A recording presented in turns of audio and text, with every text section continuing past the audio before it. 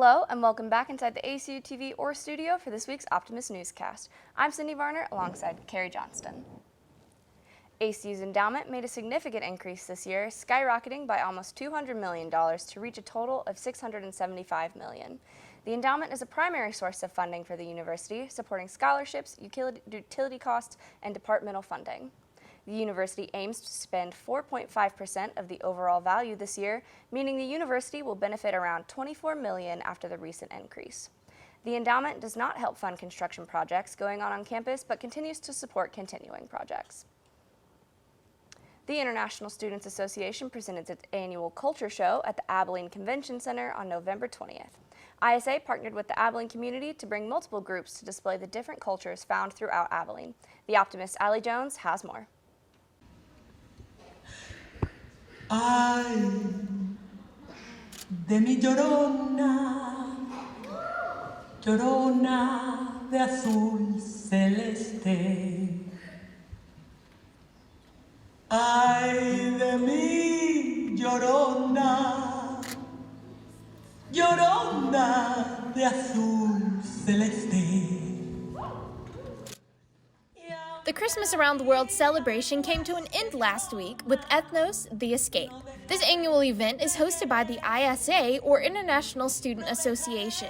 Due to COVID, last year's event looked a little different, but this year local food trucks drew in crowds an hour before the doors even opened, setting up right outside the Abilene Convention Center where the event was held. As the crowd chewed and talked over their tacos, participants in the event were preparing for the show. This year's event followed posts navigating an escape room looking for keys to advance to the next act. This event is one that brings together not only the ACU community, but also unique cultures around Abilene. The event concluded with the global worship organization bringing everyone together to sing "He's Got the Whole World in His Hands."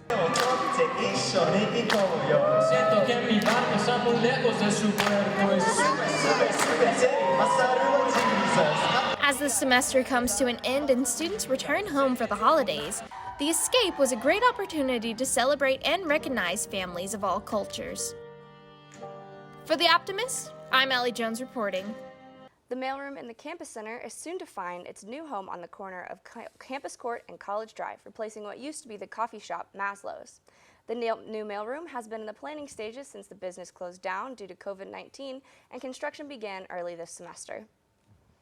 Up next, major changes to the ACU coaching staff and a win for the men's basketball home opener. Carrie Johnson has more. Carrie? Thanks, Sydney. Head football coach Adam Durrell and head volleyball coach Angela Mooney will be parting ways with the university heading into next semester. Adam Durrell is out as ACU's head football coach after a 5-6 football season. The news came out on November 21st that the university would be parting ways with the head coach. Durrell was 19-32 in his 5 years at ACU and only had one season where the team was finished over 500 in 2018.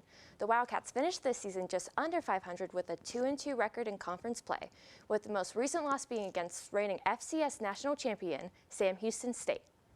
Head volleyball coach Angela Mooney is also out as ACU's coach, as announced in a press release Monday night. Mooney served as the head coach at ACU for 5 years, finishing with a 49-76 record and 4 conference tournament appearances. This season, the Wildcats finished the 2021 season with a 9-15 record and a first-round exit in the Western Athletic Conference tournament. With Mooney's departure, ACU will be looking for its 10th volleyball coach in recent history. Both head coach searches will be led by ACU's new Vice President for Athletics, Zach Lassiter. Men's basketball had its home opener against the McMurray Warhawks Saturday, including a celebration of the historic 2020 to 2021 season. The Optimist Connor Mullins has more on the story. After quarantining for a week, first-year head coach Brett Tanner secured his first home victory for the Wildcats in an 89-54 win over McMurray. To play at home, man. We haven't been at home for like a year. It feels like, so it felt good to put the white jerseys on. It almost felt weird, that when I came out, watched the guys warm up and they're in white jerseys. I didn't know what to think. So, but this is a huge homestand for us. We need Abilene and the students when they come back this week to show up for these kids, man. These kids play extremely hard. They represent this university in a first-class way, and I think we need to get some people out here to support them. The Wildcats forced 28 turnovers and had 32 points off of those turnovers. Junior forward Arion Simmons led the way with 14, while senior guard Damian Daniels dished out a career-high 10 assists. I just find joy in following my teammates. I feel like tonight, my teammates were open, and I found them in great places, and I just feel like they were open, so I passed it to them, and they made shots. The Wildcats now have a homestand facing another Division III school, Shriner, on Monday, and former Southland rival Incarnate Word on Saturday. For the Optimist, I'm Connor Mullins. Women's basketball finished 2-0 at the Oral Roberts University Thanksgiving Tournament after beating Little Rock on Saturday 66-61 and Arkansas State on Sunday 81-69. In the first matchup, ACU was fresh off of its first loss of the season against Kansas State and expecting a close matchup against Little Rock. Defense ultimately won the game for the Wildcats after using it to come back from being down double digits in the third quarter, and they only allowed the Trojans to score 5 points in the final 10 minutes, while they scored 17 to win the game. The next day against Arkansas State, ACU got a quick start with a 42-30 lead going into the half. Arkansas State started to close the lead in the third quarter, but after 3 crucial plays made by redshirt junior guard Cameron Mraz, senior guard Maddie Miller, and graduate transfer guard Jamie Bon-Aarons, ACU extended its lead to 8 points. From there, the Wildcats took control for the remainder of the game and earned their second straight win.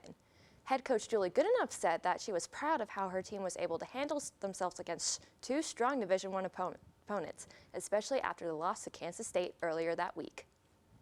We came off a really bad loss earlier in the week, and I mean, we just got back to work and talked about what we had to do to beat a very, very good Little Rock team, to beat a good Arkansas State team.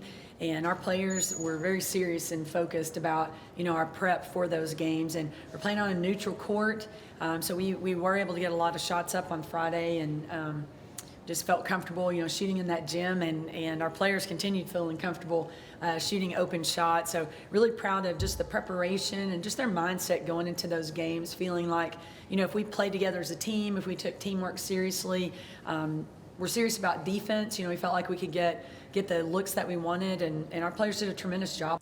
The Wildcats' next matchup will be on Saturday, December 4th in Thibodaux, Louisiana, against a familiar opponent, Nichols, at 1 p.m., with the game airing live on 102.7 FM, The Bear. That's all for this week's Optimist Newscast. I'm Carrie Johnston. And I'm Cindy Varner. This week is the last newscast of the semester, and we'll be returning at the start of the spring semester in January. Thanks for tuning in, and we'll see you next time.